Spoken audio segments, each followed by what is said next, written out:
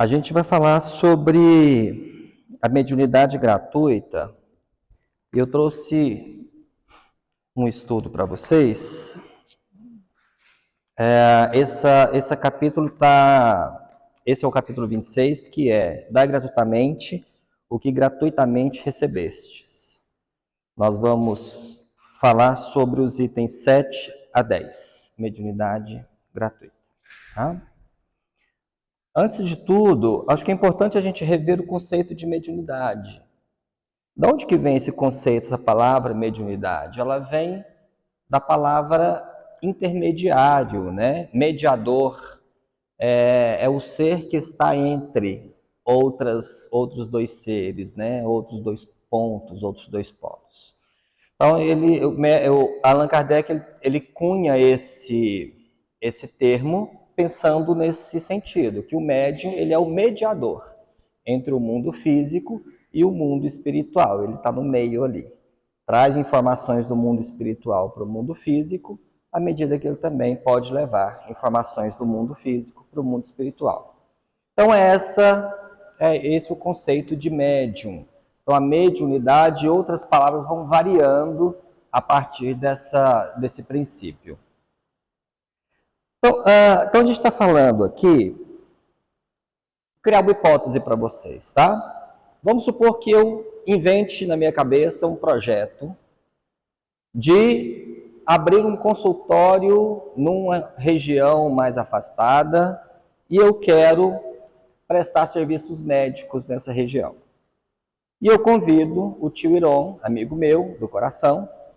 Eu falo: tio Iron, o senhor é médico, experiente, eu estou com um projeto assim, de ir lá na periferia, para a gente fazer atendimento para a comunidade. Você topa fazer isso comigo? Ele: William, topo, gostei do projeto, vou com você. E eu falo: tio Iron, só que lá quem chegar você atende, o que tiver lá de demanda a gente faz. Você topa? Não, ele tô contigo. Vamos lá. Ok, e eu começo a anunciar as pessoas. Agora já não é mais tio Iron, eu vou anunciar o doutor Iron. Olha, gente, a partir de amanhã o doutor Iron estará aqui com atendimentos gratuitos para toda a sociedade, e no outro dia lota de gente. O tio Iron, doutor Iron agora, está lá a postos, e eu começo a chamar, eu convido as pessoas, e eu, como intermediário entre o público e o médico, eu começo a chamar pessoas. Só que cada pessoa que passa por mim, eu cobro R$50. Vale, não vale? R$50? Tá barato, não tá?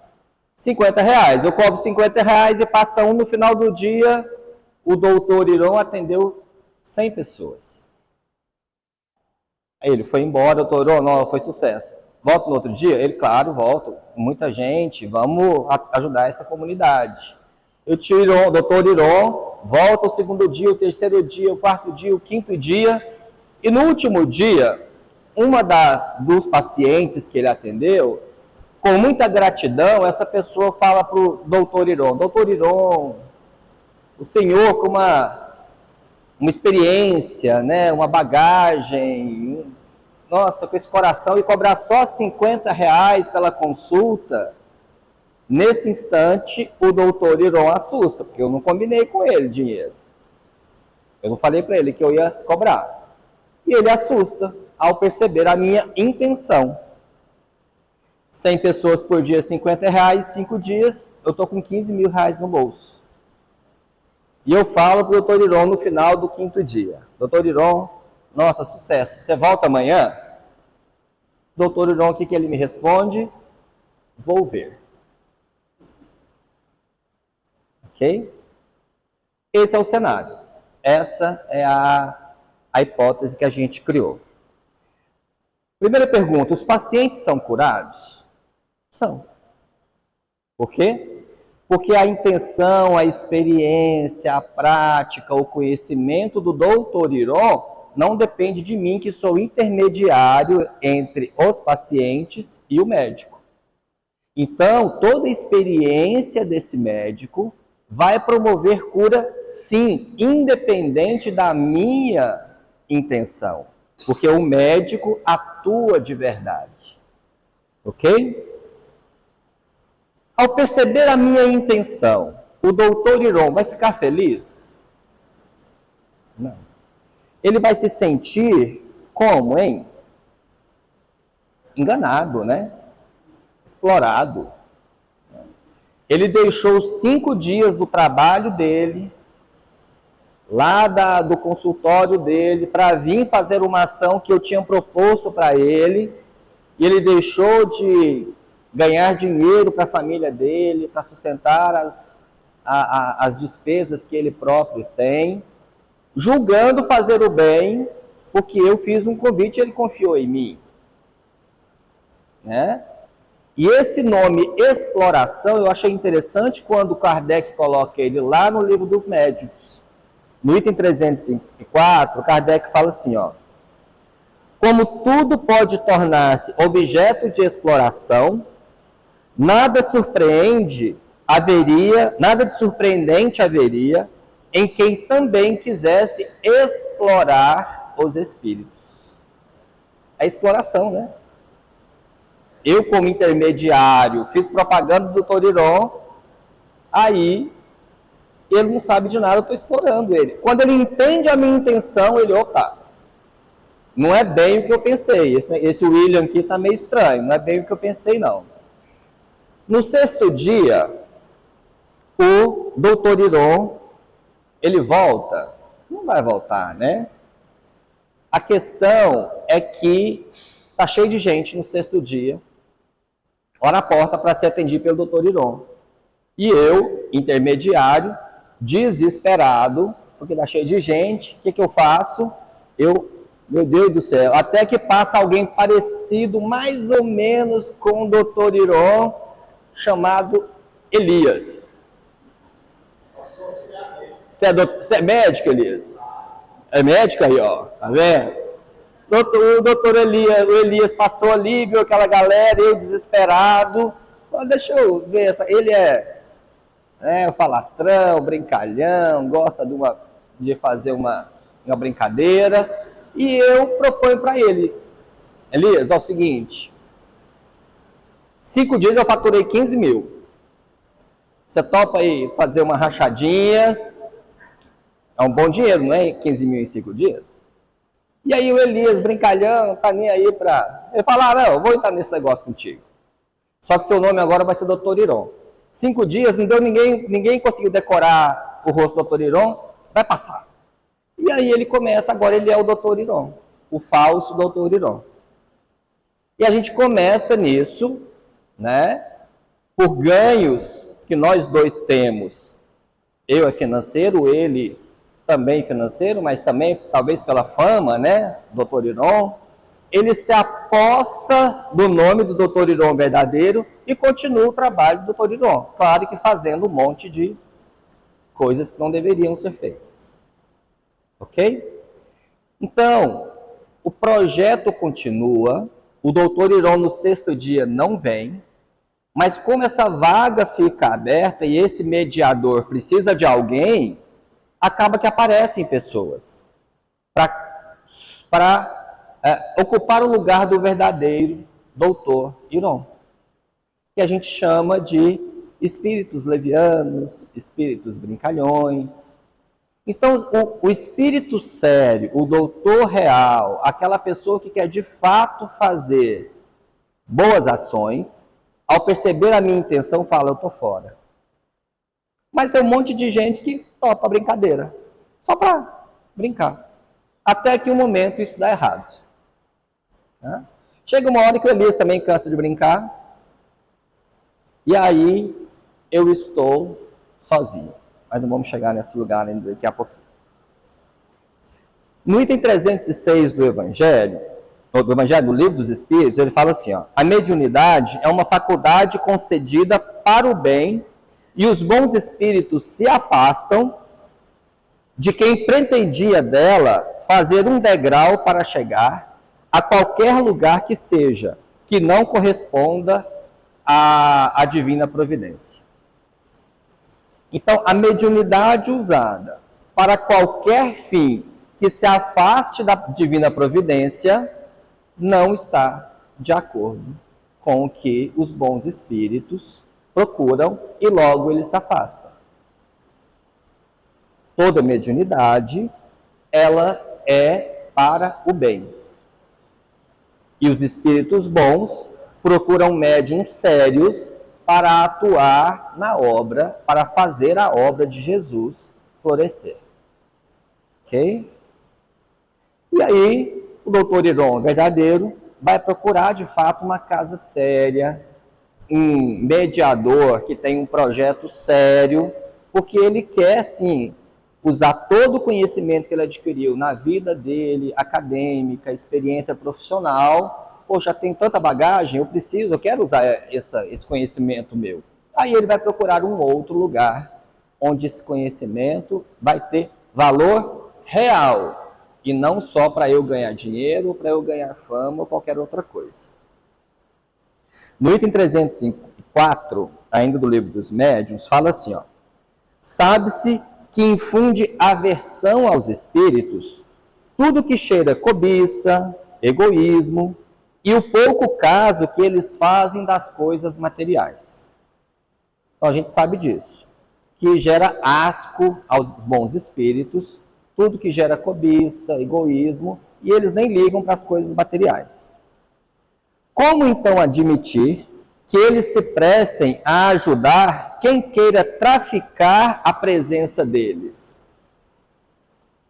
Como que um médico sério vai se prestar ao trabalho de um malandro, né, de um mediador malandro como eu, que só quero ganhar em cima do conhecimento, do trabalho, da experiência de uma pessoa que quer trabalhar de verdade? E olha a expressão forte que Kardec usa. Repugna pensar isso, né? Causa ânsia, causa asco, só pensar que alguém poderia acreditar que realmente os bons espíritos compactuariam com uma intenção tão ruim, igual a mim. Agora no Evangelho, nesse capítulo que a gente está estudando, que é o 26, no item 8, Kardec fala assim, ó: ora, a primeira condição para se granjear a benevolência dos bons espíritos é a humildade, o devotamento, a abnegação e o mais absoluto desinteresse moral e material. Vamos repetir. A primeira condição para se granjear a benevolência dos verdadeiros espíritos, bons espíritos, é a humildade, o devotamento a Deus, a abnegação e o mais absoluto desinteresse moral e material. Eu acho interessante que Kardec tenha colocado o desinteresse moral, porque quando a gente fala de mediunidade gratuita, a gente pensa em dinheiro, e foi o primeiro exemplo que eu dei. Mas nem sempre é dinheiro. Às vezes existem trocas e ganhos morais e não necessariamente financeiros nessa barganha aí de mediunidade, ou sendo esse intermediador. Nem sempre é dinheiro, tá? Então é importante a gente prestar atenção nisso também. Para a gente materializar esse conceito, o meu pai faleceu, já vai fazer 25 anos. Ele faleceu de câncer, descobriu já estava numa fase bem avançada, acabou que a gente nem falou para ele o que era, mas como um filho dele faleceu com o mesmo câncer, eu acho que ele sacou que era a doença do filho, mas ele não quis falar. Enfim, voltando um pouquinho antes desses 25 anos, eu frequentava um médium bem famoso numa cidade aqui do interior, não é o de Abadiânia, tá? É um outro médium bem famoso. E eu frequentava lá essa casa. E quando eu ia lá, eu percebia que a equipe desse médium exaltava demais esse médium. E falava, assim, porque eles viam coisas incríveis acontecendo, e eles acreditavam naquilo, né? E eles falavam que esse médium era realmente incrível, realmente ele fazia curas importantes, né? Aconteciam coisas milagrosas, de fato, ali. Só que eles cuidavam desse médium, assim, de uma forma muito protetora, e eu sempre achei estranho aquilo, mas tudo bem, passava. Passou o tempo, meu pai faleceu, meu pai adoeceu, Eu não sei se foi meu pai que pediu para a gente levar, ou eu que sugeri para levar ele, não sei. Sei que a gente resolveu ir lá nesse médium. Meu pai tinha uma fé enorme. A minha casa era um centro espírita, né? Então, assim, os meus irmãos mais velhos moravam em 3 cômodos, 8 pessoas em 3 cômodos, e um salão enorme na frente desse barracãozinho. Ficava vazio porque era o centro espírita. Então, todo mundo ficava apertado e o centro espírita lá. Aí a família cresceu, a gente mudou para casa maior. Enfim, então meu pai ele tinha muita fé. Tem, né? Muita fé. E nós fomos nesse médium. Chegando lá, a gente demorou umas 5 horas para ser atendido, e o médium, meu pai era mais velho, e o médium olhou para a gente assim e perguntou, foi eu, o meu Rodrigo, meu irmão, e o meu pai. Ele olhou para meu pai e perguntou, quem que é João? Pro azar do médium, meu pai não conhecia nenhum João. Meu pai, não lembro. Aí o médium, quem que é Maria? Meu pai, não conheço Maria. E ele falou mais uns 3 nomes, mais 2 nomes também bem comuns, José, Pedro. Até que ele falou um nome lá, tipo Ana, sei lá. Quem que é Ana? Aí meu pai falou, eu conheci uma Ana que é tipo prima do minha avó, uma coisa assim, bem distante. Aí o médium continua, ela está aqui, ela falou para você não sei o quê, tarará, tarará, tarará. A gente recebeu, ele fez um passe e a gente foi embora. Da cidade até Goiânia, nós 3 não falamos nada, ficamos calados, em respeito, né, à fé do meu pai, e eu acho que meu pai também, para não constranger a gente ficou calado de lá até aqui. Então, nós entendemos que não tinha fenômeno ali, né? Nós entendemos isso. Então, o que eu achava, e eu lamento isso, né? Assim, o que eu acho que era mais justo com a gente? Falava, olha, seus 3, não tem nada aqui, eu não estou vendo ninguém, mas eu posso fazer uma prece por você? Nós sairíamos muito mais felizes, né?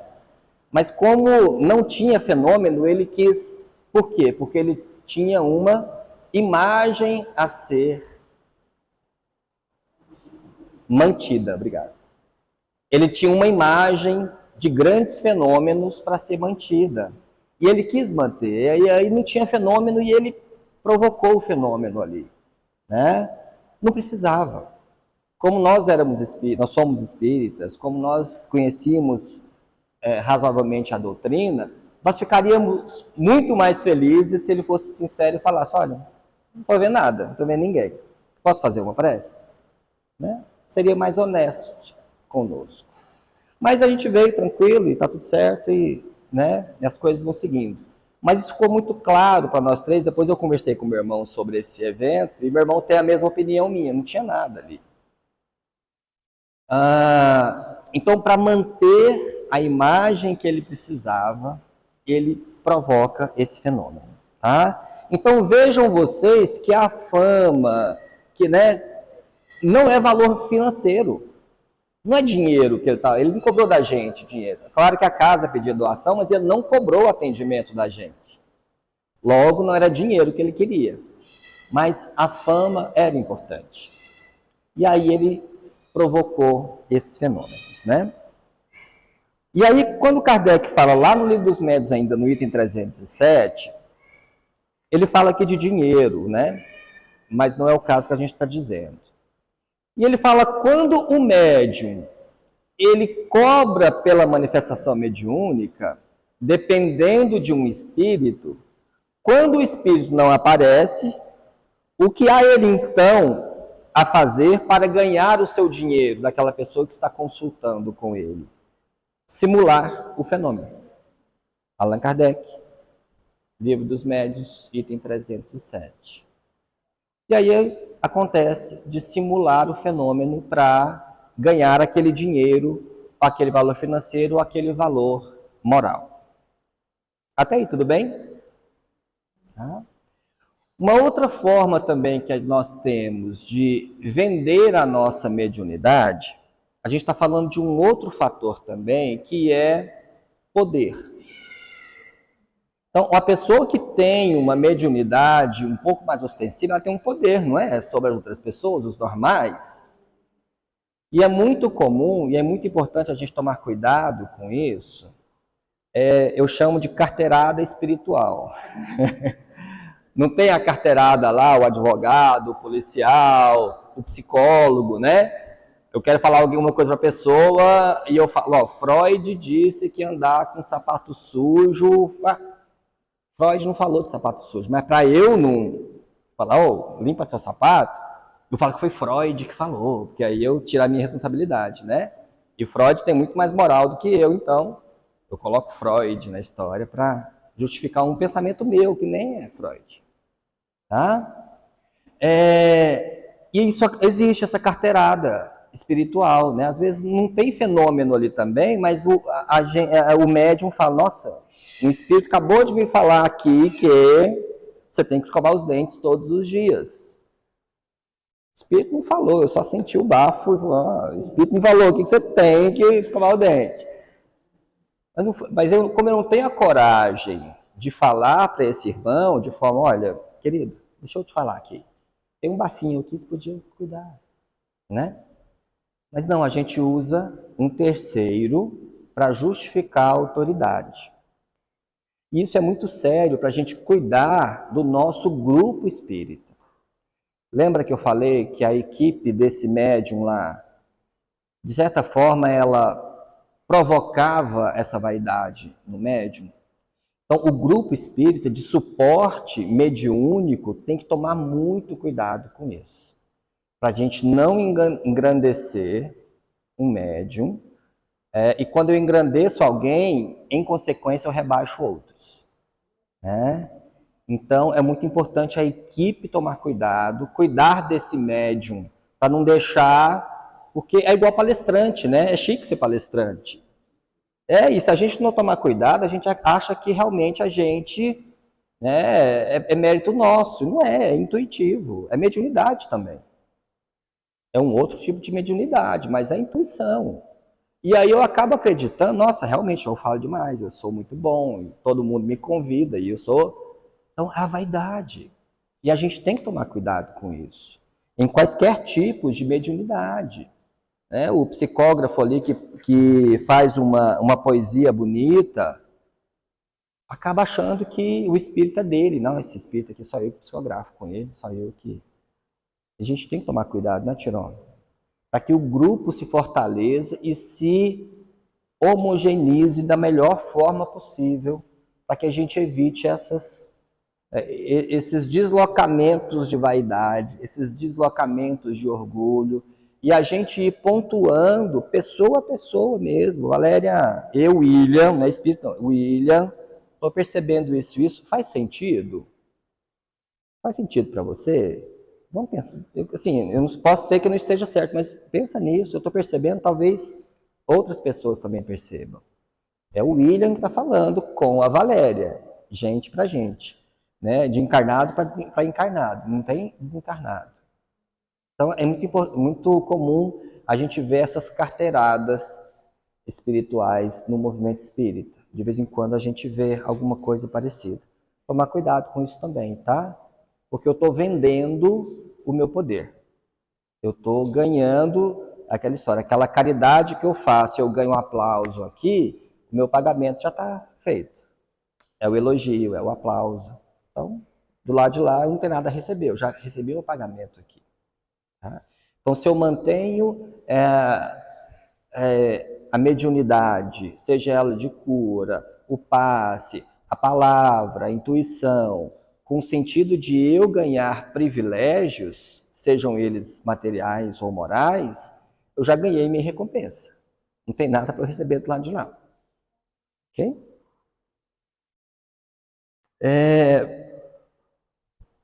E aí, no item 10 desse capítulo, ele fala uma frase que eu achei bem legal. A mediunidade é coisa santa e deve ser praticada santamente. Legal essa frase, né? A mediunidade é coisa santa e deve ser praticada santamente. Existe um respeito a esse lugar de mediunidade. Estou falando de todas as mediunidades. Não só essas de mais destaque, como de cura, né? Mas o passe é importante, a intuição é muito importante, tem menos destaque, mas são muito importantes. Então, usar isso de uma forma muito cuidadosa, muito respeitosa com a espiritualidade. A hora que o doutor Iron, né, se aproximar do meu projeto, tratar ele com muito respeito, porque ele está gastando o tempo dele. Ele podia estar em outro lugar fazendo coisas melhores, mas ele opta por estar comigo. E isso é um privilégio. Eu ter um bom espírito comigo, me acompanhando. Porque quando ele vai embora, abre espaço para outros Elias chegarem e tomar o trabalho como brincadeira. Zombeteiros, né? Levianos, né? Então a gente precisa tomar cuidado com isso. Agora, eu tive uma paciente que ela estava num relacionamento bem abusivo. Ela era casada, o homem também era casado, eles estavam no um relacionamento extraconjugal. E esse homem abusava financeiramente dela. Ela gastou muitos R$ 1.000 com ele e ela não conseguia se livrar desse relacionamento bem difícil.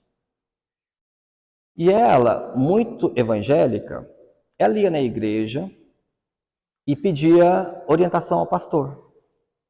E o pastor, em revelação, dava orientações para ela no sentido de que ela continuasse nesse relacionamento, porque era o relacionamento da vida dela. As coisas iam se ajeitar, ela ia separar, o cara também, e eles iam viver uma vida juntos. Enquanto isso, ela ia dando dinheiro para a igreja. Ela cansou da igreja, desse pastor, e uma amiga apresentou uma médium, um bandista. Aí ela trocou o pastor pela médium, pela espírita. E a mesma história. Eu queria saber se ele me ama. E dinheiro indo para essa médium também. Então ela gastou dinheiro com essa pessoa, dinheiro com essas orientações espirituais. Qual foi a conclusão que a gente chegou? Eu falei para ela, dinheiro e mediunidade não mistura. Não combina. Gente, não combina. Dinheiro e mediunidade não combina. Em qualquer lugar que nós estivermos, você que está na internet me ouvindo nesse momento, presta atenção. Se te cobrarem por um serviço espiritual qualquer, não é de Jesus. Quando comercializaram no templo de Cristo, o que Jesus fez? Derrubou tudo. Porque ele queria mostrar com muita força que aquilo ele não aceita. Se ele não aceitou naquela época, por que ele há de aceitar hoje? Jesus é o mesmo. As leis divinas são imutáveis. O que valia há 2000 anos, vale hoje. Então, dinheiro e mediunidade não combina.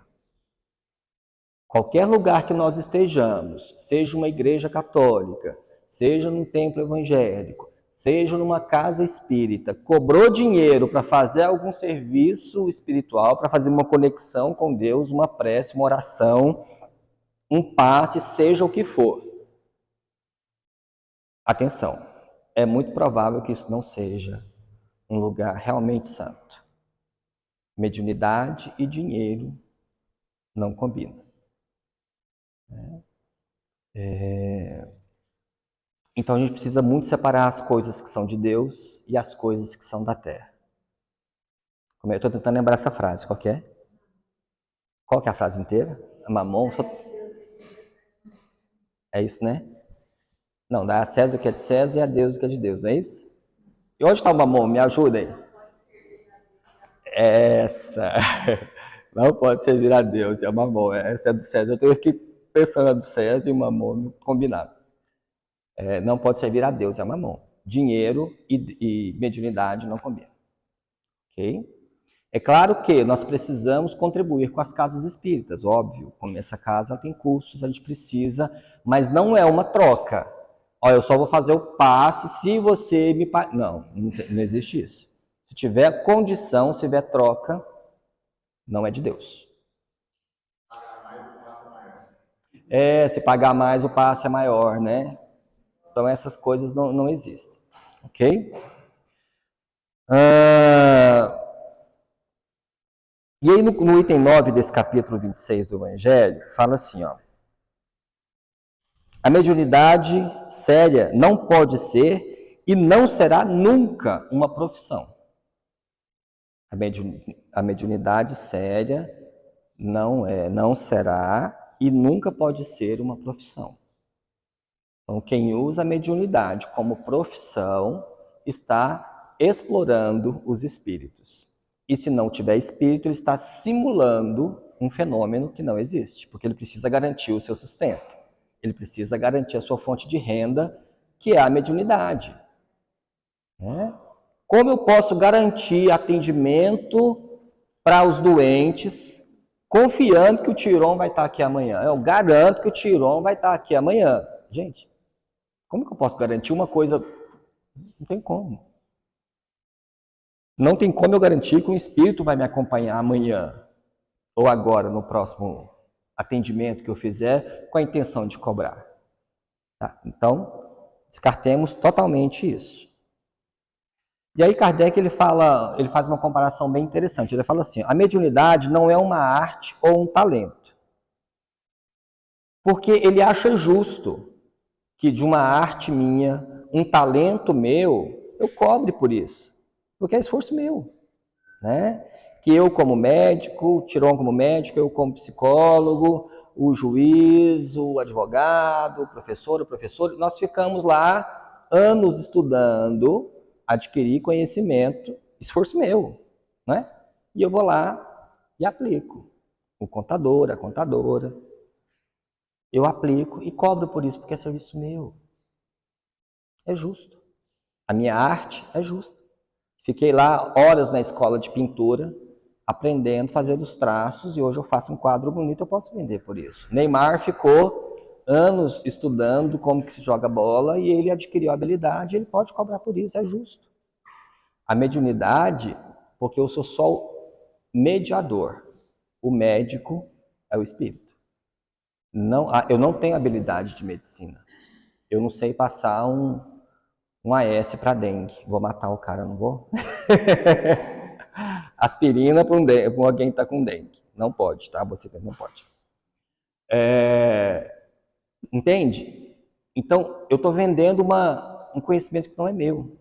Então, a mediunidade não é arte ou talento. Ela não existe sem o concurso dos espíritos. E sem os espíritos, não há mediunidade. É um raciocínio lógico que Kardec faz. Eu preciso de espírito para ter mediunidade. Se eles não têm, eu sou um farsante. Eu vou inventar um fenômeno, que talvez fique pior ainda a situação. Né?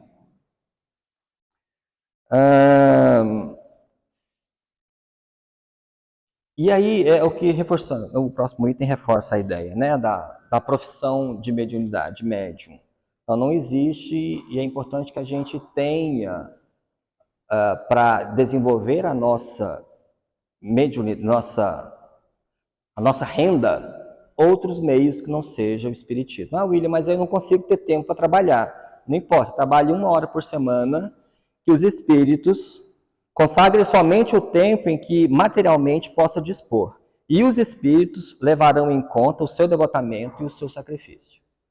Pode ser 1 hora por semana, porque você precisa trabalhar as outras 23 horas por dia. Né? Eu tenho 1 hora por dia. Que seja, os espíritos vão parabenizar você pelo sacrifício. Por quê? Porque é sincero, é real. E aí, lá no começo desse capítulo, ele fala assim, ó, os médiuns atuais receberam um dom gratuito para mostrar aos homens o caminho do bem e conduzi-los à fé. Então, a mediunidade, ela tem um objetivo. Qual que é? Mostrar aos homens o caminho do bem e conduzir esses homens à fé. Que é coisa mais bondosa do que a mediunidade? Você gastar o seu tempo em prol de outra pessoa, transmitindo um passe, transmitindo uma palavra, uma cura de fato, com os médiuns de cura. Eu gasto meu tempo com a família, né? Olha que bondade é isso.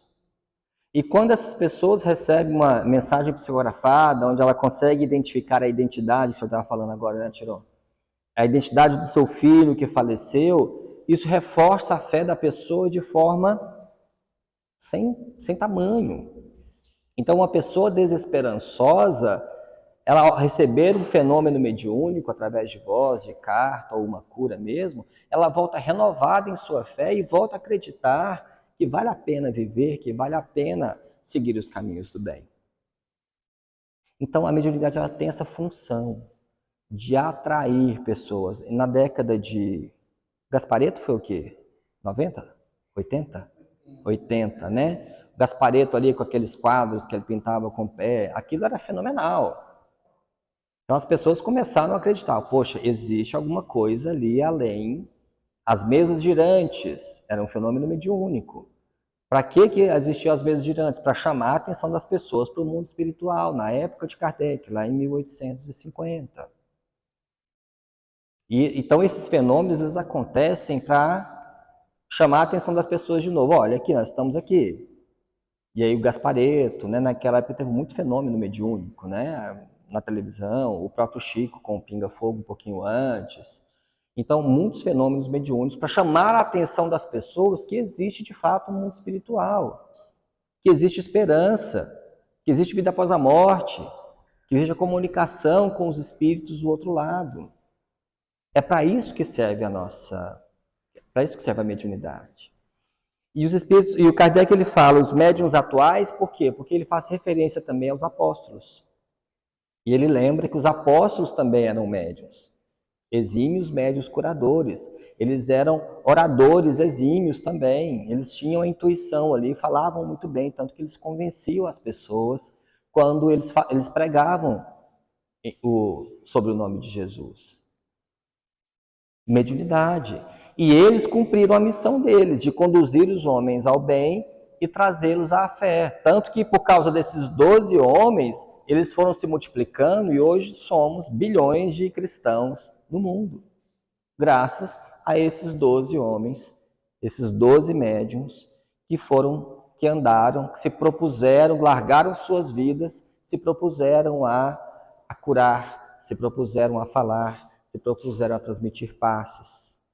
Moisés se propôs a psicografar ali os 10 mandamentos na pedra, era mais difícil na época de Moisés, né? Ele psicografou os 10 mandamentos na rocha ali, né? Primeira psicografia que se tem notícia na Bíblia. Então, os médiums, eles não são pessoas extraordinárias, porque na verdade todos nós somos médiums. Alguns um pouquinho mais ostensivos em alguma área, outros um pouquinho menos. Algumas em uma mediunidade que causa mais destaque, como cura, por exemplo, né? Geralmente dá um destaque. Outras mediunidades que são praticamente despercebidas, como a intuição. E todo mundo tem essa intuição, que é essa voz que o Tirão falou lá nos 15 minutos antes. Essa voz que está no nosso pensamento ali, que você fala, esse pensamento não era meu. Eu não pensaria uma coisa dessa. Intuição. Então, todos nós somos médiuns. E é exatamente isso que Deus quer. Ele quer que que a mediunidade seja acessível, que o seu nome seja acessível, que a prova da vida espiritual seja acessível a todos, inclusive para aqueles que não podem pagar por elas, por essas provas. Porque senão nós voltaríamos ali ao tempo ali da pós-Cristo ali, né, na Igreja Católica, ali anos 500, onde só a elite tinha acesso aos estamentos de Jesus, à Bíblia. E hoje não. Hoje a gente populariza. E é essa a intenção, para que todos tenham acesso às verdades espirituais, às verdades cristãs, às verdades divinas, independente de preço. E para a gente finalizar, a gente precisa lembrar que Jesus E os apóstolos, eles eram paupérrimos e não cobravam pelas curas que eles faziam. Eles eram paupérrimos e não cobravam um centavo pelas curas que eles faziam. Então sejamos nós também esses obreiros divinos, que coloquemos ao mundo as nossas habilidades espirituais, sejam elas quais forem, em benefício desse bem comum, em benefício da continuidade da obra divina aqui na Terra. E lembrem-se, dinheiro e mediunidade não combinam. Obrigado. Boa noite.